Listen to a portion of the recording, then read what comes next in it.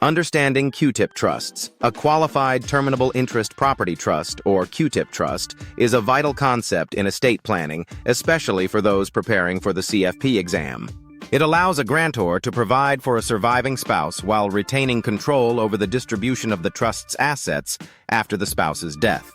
This dual-purpose nature makes it a popular choice for estate planning, but also a potential source of confusion during exams. The grantor is the individual who establishes the trust and contributes assets to it. They set the terms of the trust, including the selection of beneficiaries. The trustee, on the other hand, is responsible for managing the trust according to its terms. This role carries a fiduciary duty, meaning the trustee must act in the best interests of the beneficiaries.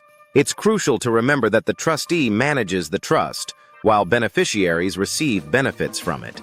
In a QTIP trust, there are typically two types of beneficiaries. The income beneficiary, usually the surviving spouse, receives all the income generated by the trust assets during their lifetime.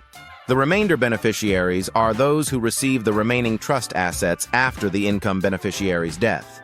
The grantor specifies these beneficiaries in the trust document. One common mistake in exams is confusing the roles of trustee and beneficiary. It's essential to clearly differentiate these roles to avoid errors. Another frequent misunderstanding is the purpose of a QTIP trust. Its primary function is to provide for a surviving spouse while controlling the ultimate distribution of assets. This control aspect is crucial for estate planning, as it allows the grantor to ensure that the assets are eventually distributed according to their wishes. Let's look at a couple of examples to illustrate these points. In the first example, John establishes a QTIP trust for his wife, Mary.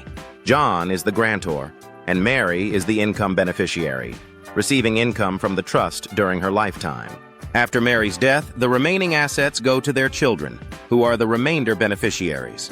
This setup allows John to provide for Mary while ensuring that their children ultimately receive the assets. In the second example, Sarah sets up a QTIP trust, naming her husband Tom as the income beneficiary. Sarah's sister Lisa is the trustee. Upon Tom's death, the trust assets are distributed to Sarah's chosen charities, the remainder beneficiaries. This arrangement demonstrates how a QTIP trust can be used to support a spouse while also fulfilling philanthropic goals. Understanding these roles and their functions is crucial for the CFP exam. Make sure to clearly differentiate between the types of beneficiaries and the trustee's responsibilities. Avoid the common pitfalls of confusing roles and misunderstanding the trust's purpose. By mastering these concepts, you'll be better prepared for questions related to QTIP trusts on the exam.